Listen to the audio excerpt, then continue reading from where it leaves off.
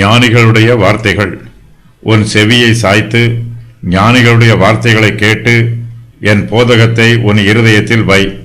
அவைகளை உன் உள்ளத்தில் காத்து அவைகளை உன் உதடுகளில் நிலைத்திருக்க பண்ணும்போது அது இன்பமாயிருக்கும். உன் நம்பிக்கை கர்த்தர் மேல் இருக்கும்படி இன்றைய தினம் அவைகளை உனக்கு தெரியப்படுத்துகிறேன்.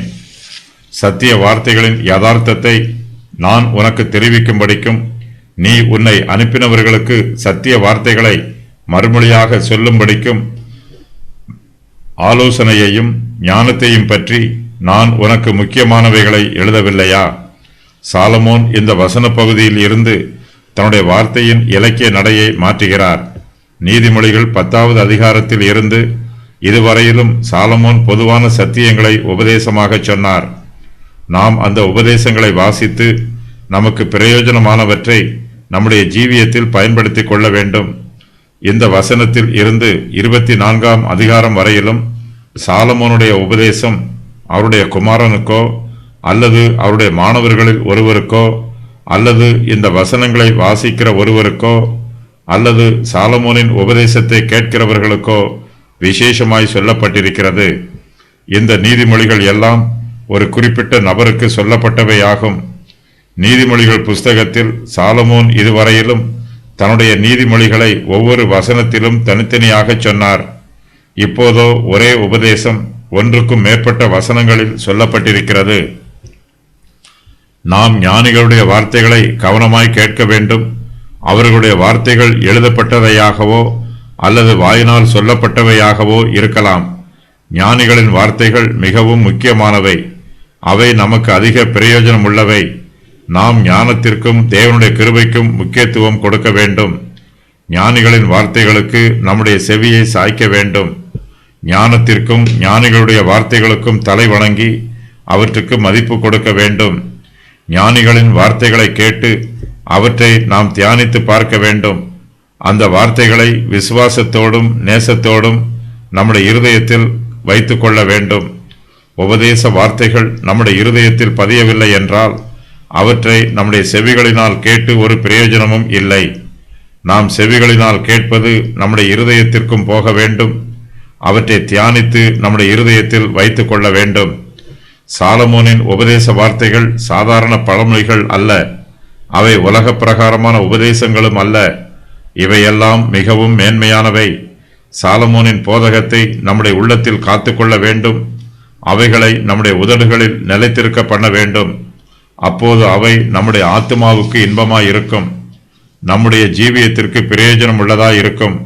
சாலமோனின் உபதேசங்கள் எல்லாம் பரிசுத்தமானவை, தேவனுக்கு மகிமையை கொடுக்கக்கூடியவை, நம்முடைய ஆத்துமாக்களுக்கு சந்தோஷத்தை கொடுக்கக்கூடியவை, மனு குலத்திற்கு நன்மையை கொடுக்கக்கூடியவை. சாலமோனின் வார்த்தைகள் எல்லாம் சத்திய வார்த்தைகள். இந்த வார்த்தைகளை சாதாரண மனுஷரும் பேசலாம், ராஜாக்களும் பேசலாம், பிரபுக்களும் பேசலாம். சாலமோனின் உபதேசத்தை எல்லா ஜனங்களும் கேட்கலாம்.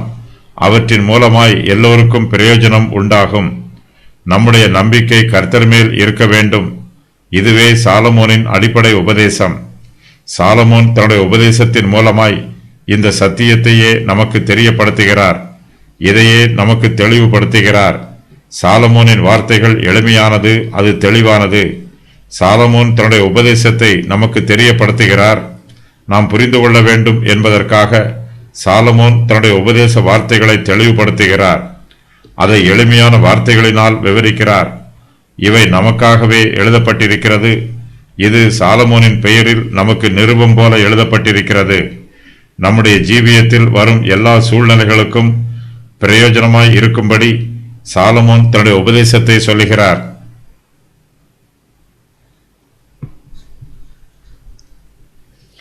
இவை நம்முடைய உதடுகளில் நிலைத்திருக்க வேண்டும். நாம் இவற்றை நம்முடைய உள்ளத்தில் காத்துக்கொள்ள வேண்டும். அப்போது சாலமோனின் உபதேசங்கள் நம்முடைய ஆத்மாவுக்கு இன்பமாயிருக்கும். சாலமோனின் உபதேசங்களை நம்முடைய ஜீவியத்தில் பிரயோஜனப்படுத்திக் கொள்ள வேண்டும். சாலமோன் ஆலோசனையையும் ஞானத்தையும் பற்றி நமக்கு எழுதியிருக்கிறார். அவற்றில் நமக்கு முக்கியமானவைகளை விசேஷமாய் எழுதியிருக்கிறார். சத்திய வார்த்தைகளின் யதார்த்தத்தை சாலமோன் நமக்கு தெரிவிக்கிறார். சாலமோனின் உபதேச வார்த்தைகள் ஆலோசனைகளாகவும் புத்திமதிகளாகவும் சொல்கிறது. ஒரு எஜமான் தன்னுடைய வேலைக்காரருக்கு கட்டளை கொடுப்பது போல சாலமோன் நமக்கு கட்டளை கொடுக்கவில்லை. அவர் தன்னுடைய அதிகாரத்தை பயன்படுத்தி நம்மை அடக்கி ஒடுக்கவில்லை. எஜமான் தன்னுடைய நன்மைக்காக வேலைக்காரருக்கு கட்டளை கொடுக்கிறார். வேலைக்காரன் கடினமாய் உழைப்பதினால் எஜமானனுக்குத்தான் பிரயோஜனம் உண்டாகும், வேலைக்காரனுக்கோ ஒரு நன்மையும் உண்டாகாது. பேராசிரியர்கள் தங்களுடைய மாணவர்களுக்கு உபதேசம் பண்ணுவது போல சாலமோன் நமக்கு சத்திய வார்த்தைகளின் யதார்த்தத்தை தெரிவிக்கிறார். இதை நாம் புரிந்து கொள்ளும் போது மாணவர்களுக்கு ஞானம் உண்டாவது போல நமக்கும் ஞானம் உண்டாகும், நமக்கும் பிரயோஜனம் உண்டாகும். கர்த்தர் நமக்கு கொடுத்திருக்கிற வேலைகளில் நாம் உண்மை உள்ளவர்களாக இருக்க வேண்டும். நம்முடைய நம்பிக்கை கர்த்தர் மேல் இருக்க வேண்டும். நம்முடைய கடமையை நிறைவேற்றுவதற்கு கர்த்தருடைய உதவியும் ஒத்தாசையும் தேவைப்படுகிறது. கர்த்தரை நம்புவதற்கு முன்பாக நம்முடைய கடமை என்ன என்பதை நாம் அறிந்திருக்க வேண்டும். சாலமோன் தன்னுடைய உபதேசத்தில் நம்முடைய கடமைகளை பற்றி எடுத்துச் சொல்லுகிறார். நாம் செய்ய வேண்டிய வேலைகளை கர்த்தரை நம்பி செய்ய வேண்டும். விசுவாசிகள் கர்த்தரை நம்பி நன்மை செய்ய வேண்டும். சத்திய வார்த்தைகளை நாம் அறிந்து கொண்டால் மாத்திரம் போதாது, அவற்றின் யதார்த்தத்தையும் நாம் புரிந்து கொள்ள வேண்டும். சத்தியம் ஜெயிக்கும் என்னும் நிச்சயம் நமக்குள் இருக்க வேண்டும். நம்முடைய நம்பிக்கை உலக பிரகாரமானது அல்ல, இது ஆவிக்குரியது. நம்முடைய சுய ஞானத்தினாலோ சுய புத்தியினாலோ நம்முடைய காரியங்களை செய்ய பிரயாசப்படக்கூடாது. கர்த்தரை நம்பி அவருடைய கிருபையை பெற்றுக்கொண்டு நாம் செய்ய வேண்டிய வேலைகளை விவேகமாகவும் நேர்த்தியாயும் செய்ய வேண்டும்.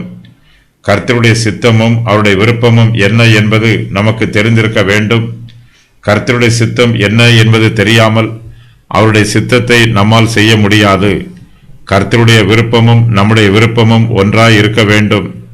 நம்முடைய விருப்பத்தை கர்த்தருடைய விருப்பத்திற்கு ஒப்புக் கொடுக்க வேண்டும். நம்முடைய சித்தத்தை கர்த்தருடைய சித்தத்திற்கு கீழ்ப்படுத்த வேண்டும். அப்போதுதான் நாம் கர்த்தருக்கு பிரியமானவர்களாகவும் பிரயோஜனம் உள்ளவர்களாகவும் இருப்போம். இயேசு கிறிஸ்துவின் சித்தம் அவருடையதாய் இராமல் அவரை அனுப்பின பிதாவினுடையதாய் இருக்கிறது.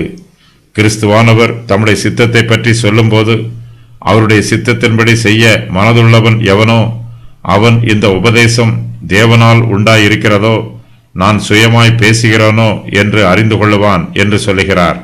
யோவான் 7:17. நாம் ஞானத்தை பெற்றுக்கொண்டு நற்கிரியைகளை செய்ய வேண்டும். நம்முடைய ஞானத்தினால் பிறருக்கு பிரயோஜனம் உண்டாக வேண்டும். நாம் மற்றவர்களுக்கு சத்திய வார்த்தைகளை மறுமொழியாக சொல்ல வேண்டும். நம்மிடத்தில் உள்ள தீபம் மற்றவர்களுடைய விளக்கை ஏற்ற வேண்டும். நம்முடைய காலத்தில் நம்முடைய சந்ததியாருக்கு நாம் இருக்கும் ஸ்தலத்தில் தேவனுடைய சித்தத்தின்படி ஜீவிக்க வேண்டும். கர்த்தருக்கு பிரியமான ஊழியம் செய்ய வேண்டும். ஞானத்தினால் வரும் ஆதாயம். நீதிமொழிகள் 22:17 முதல் 21 வரை உள்ள வசனங்களில் நீதிமொழிகள் எதுவும் கூறப்படவில்லை. ஞானத்தினால் எவ்வாறு ஆதாயம் அடைவது என்பது பற்றிய உபதேசங்கள் இந்த வசனங்களில் கூறப்பட்டுள்ளன. ஞானத்தினால் ஆதாயம் பெறும் கட்டளை. உன் செவியை சாய்க்க வேண்டும். ஞானிகளுடைய வார்த்தைகளை கேட்க வேண்டும். போதகத்தை இருதயத்தில் வைக்க வேண்டும். ஞானத்தினால் ஆதாயம் பெறும் கட்டளையின் நோக்கம் ஆத்மாவிற்கு ஆதாயமும் மனதிற்கு இன்பமும் உண்டாகும். மற்றவர்களுக்கு ஞானத்தை கூறும் அறிவு உண்டாகும். கர்த்தர் மேல் நம்பிக்கை இருக்கும். கர்த்தரிடத்தில் நம்பிக்கையாய் இருப்பது பற்றி கற்றுக்கொள்ளலாம். செய்தியின் அம்சம். ஞானிகளுடைய வார்த்தைகள் அறிவு, இன்பமான காரியங்கள், ஆலோசனைகளிலும் அறிவிலும் யதார்த்தமான காரியங்கள், சத்திய வார்த்தைகள்.